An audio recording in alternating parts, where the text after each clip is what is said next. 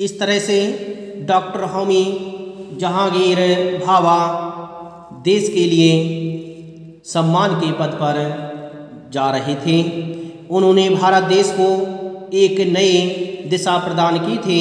उन्होंने संपूर्ण विश्व में ख्याति प्राप्त की थी। अब तक डॉक्टर भाभा का देश विदेश में काफ़ी नाम हो चुका था। विभिन्न विश्वविद्यालयों ने DSc की उपाधि प्रदान कर उन्हें सम्मानित भी किया था। वे 1955 ईस्वी में भारतीय विज्ञान कांग्रेस के अध्यक्ष भी चुने गए और भारत सरकार ने उन्हें 1954 ईस्वी में पद्म भूषण की उपाधि से भी अलंकृत किया। इस तरह से भारत सरकार ने उन्हें 1954 ईस्वी में पद्म भूषण की उपाधि प्रदान की। इसी वर्ष वे अणुशक्ति के निर्माण कार्य उपयोग के सिलसिले में जिनेवा में आयोजित अंतर्राष्ट्रीय कांग्रेस के अध्यक्ष चुने गए थे। अंतर्राष्ट्रीय कांग्रेस के अध्यक्ष जिनेवा में इन्हें चुना गया। उनके मस्तिष्क में अणुशक्ति को निर्माण कार्यों में उपयोग करने की बात जमी हुई थी। उनका मन केवल यही विचार करता था कि मुझे अणुशक्ति का निर्माण करना है और वह उसी की ओर जाना चाहते थे। उनके अनुरोध पर मुंबई में सर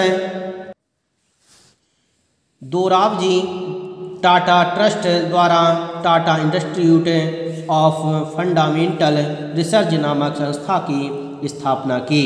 इसके बाद उन्होंने बंगलुरु छोड़ दिया और रिसर्च संस्था के डायरेक्टर होकर मुंबई आ गए। उन्होंने अपना सुझाव प्रस्तुत करते हुए इस ट्रस्ट को लिखा था, इस संस्था को स्थापित कर मैं भौतिक विज्ञान का एक सर्वोत्कृष्ट स्कूल चलाना चाहता हूँ। इस तरह से उन्होंने ट्रस्ट को लिखा था कि मैं इस संस्था को स्थापित करने के बाद भौतिक विज्ञान की एक सर्वोत्तम संस्था को चलाना चाहता हूँ। मैं चाहता हूँ कि आगे आने वाले वर्षों में आणविक शक्ति के कार्यों के लिए भारत को दूसरों का मुंह ताकना ना पड़े। इस संस्था से प्रतिवर्ष प्रशिक्षित वैज्ञानिक निकल रहे हैं। इसका श्रेय डॉक्टर भाभा को ही है। इस तरह से उन्होंने इस संसार के लिए, इस भारत देश के लिए बहुत ही अच्छे कार्यों के लिए किया था।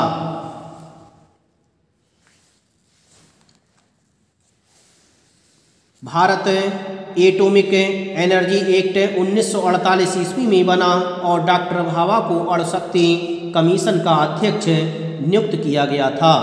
बाद में वे भारत सरकार के अणुशक्ति विभाग के सचिव के साथ साथ अणुशक्ति शोध संस्थान ट्राम्बे के संचालन का काम भी देखते थे। ट्राम्बे का अणुशक्ति केंद्र उनकी एक महान कृति है। इसके निर्माण से भारत की वैज्ञानिक प्रगति का मार्ग खुल गया था। इस तरह से भारत की वैज्ञानिक प्रगति का एक मार्ग खुल गया था जिसमें इनका बहुत बड़ा हाथ था। आज ट्राम्बे के इस संस्थान में लगभग 8000 वैज्ञानिक हैं, जिसमें लगभग 2000 वैज्ञानिक एवं तकनीकी स्नातक भी शामिल हैं। आज यह केंद्र संसार के सर्वश्रेष्ठ वैज्ञानिक संस्थाओं में से एक माना जाता है।